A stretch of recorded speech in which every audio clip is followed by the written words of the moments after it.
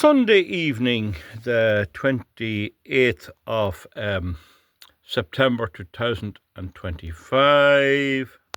They're trying to catch me out. Anyway, you're very welcome back to Realtor Education, not fake news. Now, a point made there by Lyons is T, a good contributor. I don't want everyone to be agreeing with me. He makes the point, your subsidies, your farm subsidies are from the EU. They are not from the EU. For the last at least 3 years, Ireland has been a net contributor to the EU. Not alone is my country paying farm subsidies, it's paying the subsidies of other poorer countries for their farms as well. And this is because, for the moment, Ireland is performing quite well on the income and revenue world stage. Now, one of the things about that is that it could change, of course. It could change. And Lyons' Tea, I'm a Lyons' Tea man myself, does make the point about the subsidies from the EU. They did come from the EU originally. The German and French economies at that stage were powering ahead. Now they're collapsed. So what's going to happen there? I'd say Ireland will be paying the subsidies for the German farmers. I'd say that's what will probably happen. That's if the EU lasts at all. Now, he could argue the point, look at all the roads we got this, that and the other. Well, sure, what goes around comes around. We have the EU benefits at an enormous price. We had to give away our personal freedom. Now, one of the things I want to deal with that too is that they used to say no two democratic countries ever went to war. Now, if any of you can think underneath of exceptions, I'd like to hear it, but I think I can't think up of any two democratic nations. Now, if we look at Russia since 1991, we could have cooperated with Russia. We could have helped Russia, become great friends with Russia, availed of its gas and all of that. But they didn't. They decided to crush Russia and steal all its resources. But luckily enough, the Europeans got an idea that they could live without Russian oil and gas, and that was a great thing, because that misled them into thinking they could tell the Russians to stick their gas. We don't want it, and their oil. Of course, as I have pointed out time and time again, that is a fallacy, a ridiculous thing. It's like the tooth fairy, like another fellow with a red suit around the Christmas coming around, you know. So that's just the good thing about it. It misled them into being nasty to the Russians.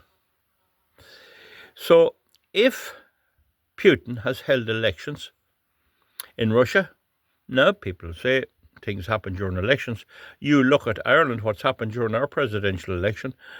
The independent TDs that got elected as independents failed to allow one independent on the ballot paper. So where's the democracy there? But Vladimir Putin claims to have held a free and fair election in Russia the last time and the time before.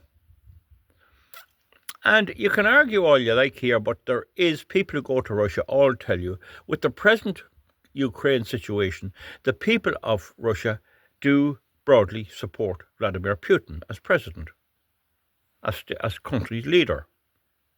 Now, when there was fake governments and oppressive governments in Russia with the Soviet Union, which is communism, socialism, IRB Fenian believes that's the way to go. Well, when there were people like Alexander Solzhenitsyn,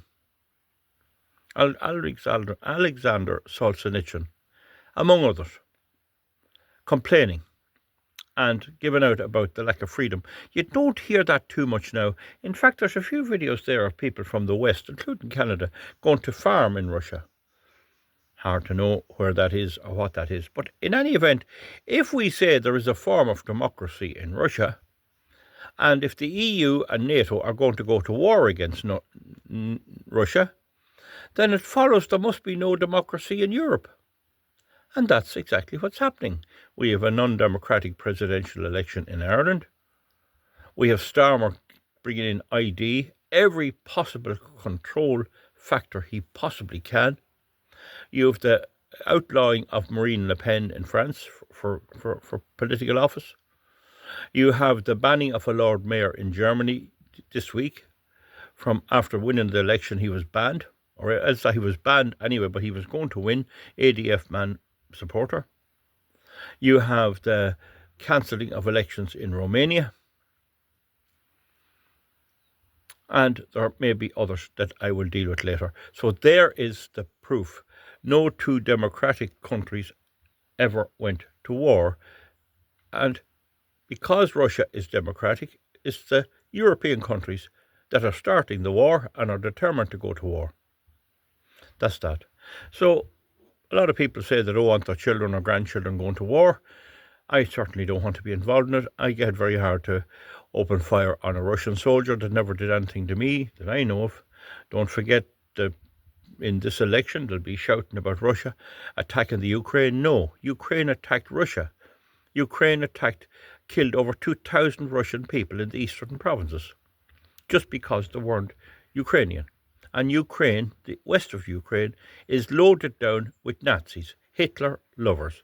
Hitler lovers. There was a film made about them long ago, The Odessa File. I saw it. So that's the story there. Anyway, if you don't want to believe me, that's all right. Now, Trump has introduced tariffs. Now, I'm praising Trump an awful lot. I enjoy what he tells them. He's introduced some more tariffs, and just want to clarify it. He's putting tariffs of 100% on pharmaceuticals, lorries, that's trucks, new vehicles, and furniture. Now, the furniture won't affect Europe too much. It's probably places like Vietnam that will be affected by the furniture they make there.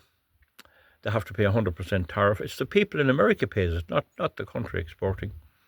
The trucks are Mexico, a big deal in Mexico. And the exception is if you start a new factory in America and while you're building it, you'll get zero tariffs. They're not going to do that, I'd say, because you could start a whole new factory and Trump could lose the next election. So it's very uncertain. Okay, now it won't affect Europe, the EU, or Britain. Britain has a 10% agreed rate, and Europe has a 15% agreed rate. So our drugs are already going to be facing, going into the US, a 15% tariff to be paid by American citizens, American people. But this new 100% tariff will not affect Ireland produce goods. It'll affect Switzerland in a big way. There's certain medical drugs made in Switzerland, and they're going to have to pay 100% tariff. And it'll affect all other countries that's sending in there. So we're not going to be crucified as such. We're not going to get that bad. We'll have a 15% tariff. It's not just all that bad, So I just want to clarify that with you so that you understand that situation there. Now, I think I've dealt with most of the stuff. You see, I don't have my laptop here till I get my charger going. Yes, there's a body of opinion, folks, and I just want to bring it to you, that says that sympathy for the Israeli government and Netanyahu government is still strong in America, that they still have a big say in the running of America, but that's waning. That there is a lot of a swing away from Israel. I'm not saying if it's good or bad. I'm just saying this is what's going to happen. And so a lot of observers say that even Trump will be forced to act for his base. It will be forced to act to attack Iran. Israel wants Iran neutralized big time. They want them pounded. And all the wise view is that that's going to happen. And it's going to happen very soon. So I just predict that's very likely going to happen, because the tide is turning against Israel if it goes on the way it is. Israel will have no sympathy anywhere in the world. I'm not saying whether that's good or bad or indifferent. Now, my last little thing for you folks, comment on it. I'm only telling you that's the story. There's still support in Congress and in America for the Israeli cause, but it's not going to last, according to some experts. Now, remember, Trump is elected on a mega base, Make America Great Again, and starting wars is totally against what they want. So you'll have to be very careful about that. And that's why in the Ukraine, I've already explained that to you, he's walking back on the Ukraine. I don't know what they'll do in Europe. But Donald Tusk, the Polish leader, is introducing conscription in Poland. And I hear that it's going to apply to Poles living abroad. So the Polish Irish will have to go over and fight. So even the children of Polish people living here will be expected to go over and fight. And there's I think it's 3 years imprisonment for refusing to go. So if they refuse to go, they'll not be able to go home. I don't know how that'll go. I'm only telling you it's well flagged. It's well flagged in that case. So Europe is definitely getting ready for war, and I firmly believe Russia wouldn't touch them with a barge pole, doesn't want anything to do with them. But they can't take losing in Ukraine. They just cannot take it. And this is why you see all this democratic process being wiped out in Europe and putting us into a Nazi-like regime. And Germany had Nazism, and it's rising there now again. And the first thing it wants is war. Negotiation doesn't happen. No European leader ever lifted the phone to talk to Putin or any of the people in Russia. Now that's that. Now the other thing is the seizing of Russian assets, which is in the pipeline. The sanctions by America, the sanctions over Ukraine by the world, has frightened the life out of the rest of the world. And we now have a new system. And I suppose I was a wee bit slack that I didn't tell you about how I would do it. And this is roughly how I would do it. And it's the same thing. They're gathered, there's two places. One in Hong Kong, which is half Chinese, but still a free area. It's a free trade thing. It's not just full Chinese, and it works very well. Like they couldn't declare war on China, but they can do their own thing to a certain amount. China tends to let them belt away.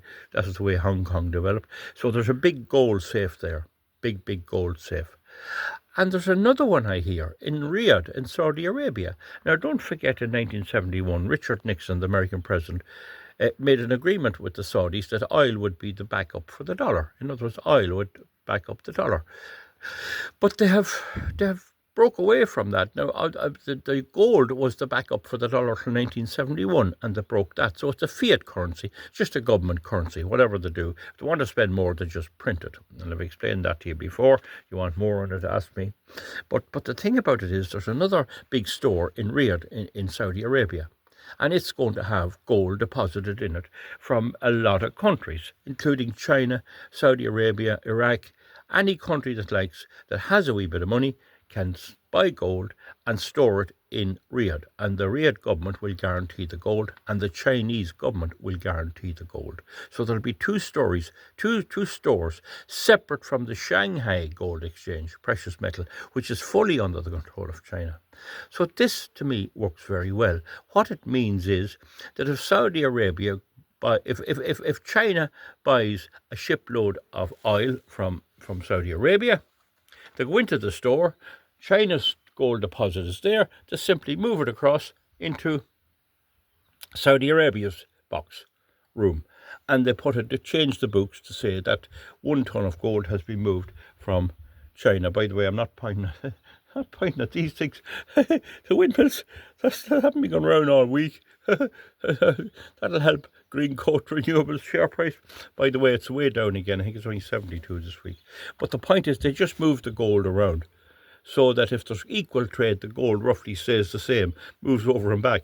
But if one country has no gold, it will be poor. Now, what they may bring in is a situation for poorer countries that will be able to borrow a little gold to get them going. And I'd say, that this country, Burkina Faso, under President Traore, it has a lot of gold of its own, so you could see them depositing it there and lending it to other African countries. The African countries are desperately trying to get away from the hegemony of the dollar and the EU, and I've told you before that coffee or cocoa manufactured in Africa is forbidden entry into Europe. So this is what they're doing. Imagine not letting Africans making processed coffee or cocoa. They can sell in ordinary coffee, raw coffee, but they can't make it into a packet or a chocolate bar and sell it in Europe. That's illegal to do so because of the EU. So I've explained that to you. Now, I would also have more than gold. Warren Buffett says you dig gold out of a hole in the ground and you put it in another hole in the ground. I would myself have had some other goods guaranteeing it. But you see, you can't put a ship in a building, a shipload of oil, which would be the next most valuable thing. So that's the problem. They may have silver. You see, precious metal is small. Gold and silver is small. It's compact. So you can have it there on a pallet. Whereas you can't bring in, and like cattle are kind of valuable at the moment, but you can't bring cows in. You have to feed them and clean them out and everything. So and they eventually die. So you see, there's not that many things that keep their value as good as gold and silver because they're small, they're compact. So you can have it over there, big tray there. You can move it over to Spain's place over there or whatever. And this, in my view, is going to damage the dollar prominence big time. That's going to mean that instead of having to buy dollars to buy for Saudi Arabia, having to take dollars from America, buy Chinese goods, and then China having to reinvest the dollars back in American bonds and American government treasuries. They don't have to can do it without America at all. And this is a major blow. If this goes on like this is historical.